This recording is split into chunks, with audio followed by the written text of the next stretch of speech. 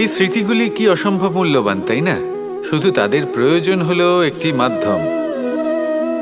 যেমন মাখনে ভরা এই মাটির হাঁড়ি দেখে আমার বৃন্দাবনের কথা মনে পড়ে গেল। দেখতে গেলে দ্বারকাধীশ যখন চাইবেন, যেখানে চাইবেন, সর্বোত্তম প্রজাতির মাখন খেতে পারেন। কিন্তু সেই মাখনে, বৃন্দাবনের মাখনের মতো সেই আনন্দ, সেই প্রেম কোথায় আছে? বৃন্দাবনে গোপীদের হাঁড়ি ভেঙে মাখন খাওয়া, বাড়িতে লুকিয়ে চুরিয়ে ঢোকা, পরিশ্রম করা, চুরি করে হাঁড়ি ভেঙে মাখন খাওয়া, তার মধ্যে যে আনন্দ ছিল, সেটা কোনো পাত্রে রাখা মাখনে কি পাওয়া যায়? মায়ের বকা খাওয়া, মায়ের প্রেম অনুভব করা, ওনার হাত থেকে মাখন খাওয়া, যমুনার তটে বসে গোপীদের সাথে হাসি ঠাট্টা করা, রাধাকে উত্ত্যক্ত করা, বৃন্দাবনের স্মৃতিগুলি হলো অমূল্য। যখনই সেগুলো স্মরণ করি তখন এই মন প্রফুল্ল হয়ে ওঠে। কিন্তু আপাতত আমি এই মাখনটা খেয়ে তৃপ্তি লাভ করব। আপনিও আপনার জীবনের সেই অমূল্য অদ্ভুত মুহূর্তগুলোকে স্মরণ করুন এবং আনন্দিত থাকুন আমার সাথে। ভালোবেসে বলুন, রাধা রাধা। এই সংসারে একটা শব্দ আছে যার বিষয়ে মানুষ অত্যাধিক চিন্তা ভাবনা করে, আর সেই শব্দ হলো অস্তিত্ব, পরিচয়। প্রত্যেক ব্যক্তি এই সংসারে নিজের অস্তিত্ব করতে চায়, আর ছোট থেকে এটাই হয়। যখন আমরা শ্রেণীকক্ষে যাই, পড়তে যাই, তখন আমরা এটাই ভাবি যে আমরা নিজেদের অস্তিত্ব গড়ব, সুনাম অর্জন করব। সকল ব্যক্তি যাতে এটাই বলে যে এই হলো সর্বশ্রেষ্ঠ ছাত্র, আর এটাই আমাদের পরিচয়। কার্যক্ষেত্রেও আমরা ঠিক এটাই চেষ্টা করি, পরিশ্রম করতে থাকি এবং ভবিষ্যতে গিয়ে আমরা নিজেদের পরিচয় খুঁজে পাই। পরিচয়ের সাথে সাফল্য আসে, আর সাফল্যের সাথে আসে অস্তিত্ব। আর যখন এই দুটি সংযুক্ত হয়, তখন মানুষ অসফলতার কথা ভেবে ভয়ভীত হয়ে পড়ে, আর এটা ভাবতে থাকে যে যদি আমি অসফল হই, তাহলে সেই পরিচিতির কি হবে, সেই নামের কি হবে, সেই সব কিছু যা আমি অর্জন করেছি তার কি হবে। সে ভয়ভীত হয়ে পড়ে, আর এই ভয়ের কারণে তার বিকাশ কোথাও না কোথাও অবরুদ্ধ হয়। সে শ্রেষ্ঠ কর্ম করা বন্ধ করে দেয় এবং শুধু এই সুরক্ষিত থাকতে চেষ্টা করে। আর অসফল হলে তাতে ভয় পাওয়ার কোনো প্রয়োজন নেই, কারণ যখন আপনি সফল হন, তখন এই সাফল্য আপনার পরিচয় এই সংসারের সাথে করায়। কিন্তু যখন আপনি অসফল হয়ে থাকেন, তখন এই অসফলতা এই সংসারের পরিচয় আপনার সাথে করায়, যা অত্যন্ত আবশ্যক। অসফলতা প্রত্যেকের জীবনেই আসবে, তার সম্মুখীন হন আর তার থেকে শিক্ষা লাভ করুন। কারণ যখনই আপনি অসফল হন, তখনই আপনার জ্ঞান চক্ষু উন্মুক্ত হয়। আসুন আমার সাথে ভালোবেসে বলুন, রাধা রাধা।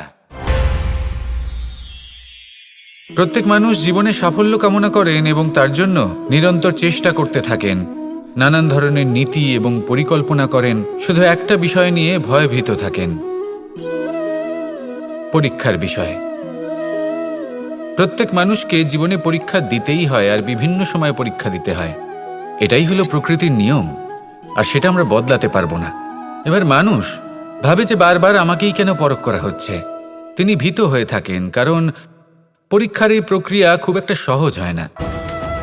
এবার আমাকে একটা কথা বলুন, যদি আপনি সোনা বিক্রি করতে যান, তাহলে সেই সোনা যতই শুদ্ধ হোক না কেন, সামনে থাকা ব্যবসায়ী একবার অন্তত তাকে পরখ করে দেখে, তাই না?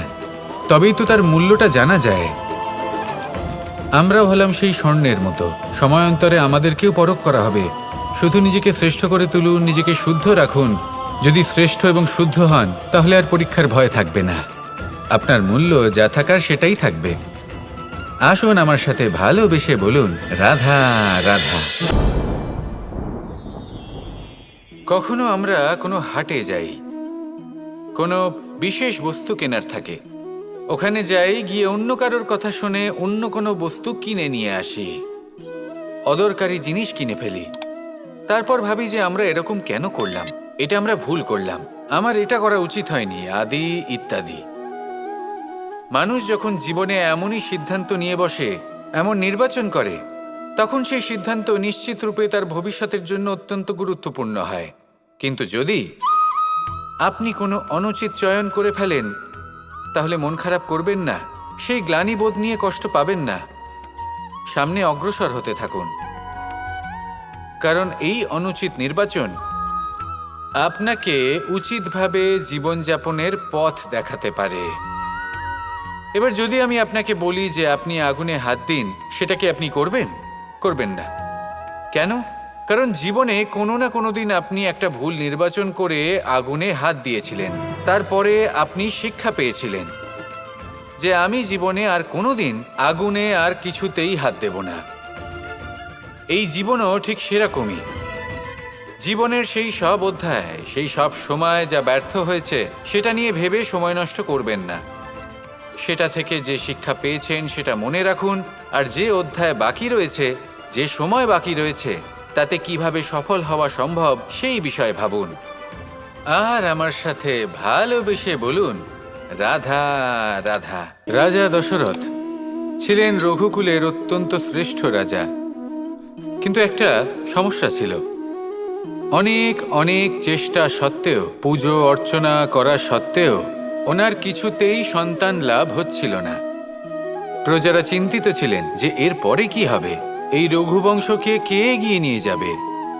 কিন্তু রাজা দশরথ এই চিন্তা থেকে মুক্ত ছিলেন, কারণ ওনার শ্রবণ কুমারের অন্ধ মাতা পিতার দেওয়া সেই অভিশাপের কথা মনে ছিল।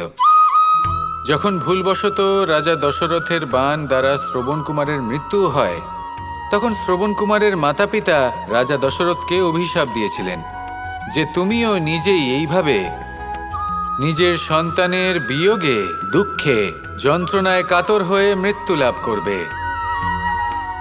এটা ওনার মনে ছিল।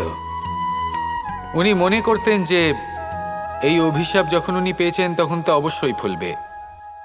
আমি আমার সন্তান বিয়োগে মৃত্যু লাভ করব, এর অর্থ হলো এটাই যে আমার সন্তান প্রাপ্তি হবে। সেই অভিশাপই ওনার জীবনে বরদান রূপে ফিরে এলো। যখন সঠিক সময় এলো তখন উনি 4 পুত্র লাভ করলেন, আর তারপর কি হলো সেটা আমরা সকলে জানি। এবার এর থেকে আমরা কি শিক্ষা লাভ করলাম? যে জীবনে এই সমস্যা, এই সংকট বা কঠিন পরিস্থিতি, এসব তো আসতেই থাকবে। নিয়তিকে আমরা পাল্টে ফেলতে পারবো না। যেটা হবার সেটা অবশ্যই হবে। তাই যেটা হচ্ছে সেটা আনন্দের সাথে যাপন করলে কেমন হয়? প্রত্যেক সমস্যার মধ্যে কোথাও না কোথাও আনন্দ আছে। সেই আনন্দ খুঁজে বের করতে চেষ্টা করুন। সমস্যার মধ্যে থেকে আনন্দটা খুঁজে নিয়ে সেটাকে মনে ধরে রাখুন, এই আনন্দের সাথে অগ্রসর হন, আর এই আনন্দ সহকারে বলুন, রাধা রাধা।